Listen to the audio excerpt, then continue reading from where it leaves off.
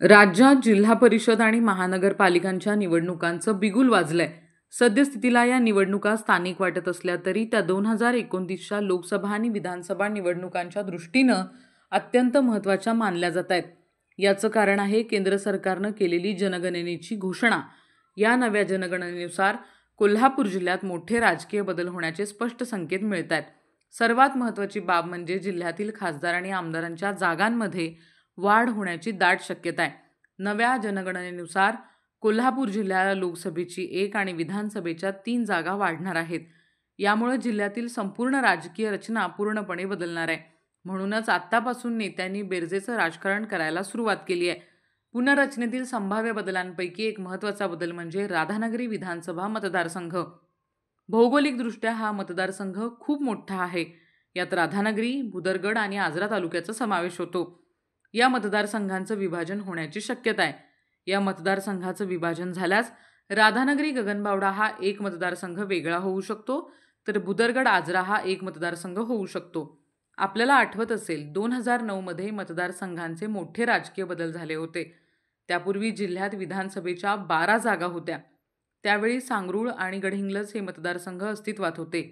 नंतर ते विभागले गेले आणि जागांची संख्या 10 झाली। आता पुन्हा एकदा हा आकडा 13 पर्यंत जाऊ शकतो। मतदारसंघांची पुनर्रचना झाल्यास जिल्ह्यात वाढणाऱ्या 3 नवीन विधानसभा मतदारसंघांची संभाव्य रूपरेषा काय असेल ते आपण पाहूया। राधानगरी विधानसभा मतदारसंघाचा विचार केल्यास राधानगरी आणि भुदरगड मतदारसंघ वेगळे होतील। दुसरी शक्यता, करवीरचा जुना सांगरूळ मतदारसंघ पुन्हा अस्तित्वात येईल।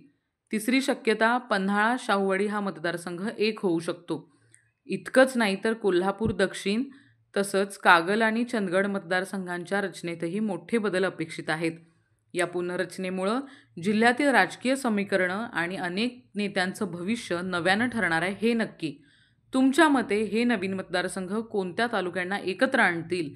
आम्हाला कमेंट करून नक्की सांगा। बोर मारायचे आहे मग आजच संपर्क करा गिनीज बुक नोंदणीकृत भूजल संशोधक पांडुरंग जगन्नाथ साळुंखे यांना। तसेच तुम्हाला तुमचे घर, जागा किंवा इतर अडचणी असतील तर तुम्हाला उपाय व मार्गदर्शन करतील। आजच कॉल करा पांडुरंग जगन्नाथ साळुंखे। Mobile number 96 65 63 39 70। विश्वास आणि अनुभवाचं एकमेव नाव पांडुरंग जगन्नाथ साळुंखे। अशाच नवनवीन अपडेट्ससाठी डिजिटल कोल्हापूर चॅनेलला सबस्क्राइब करायला विसरू नका।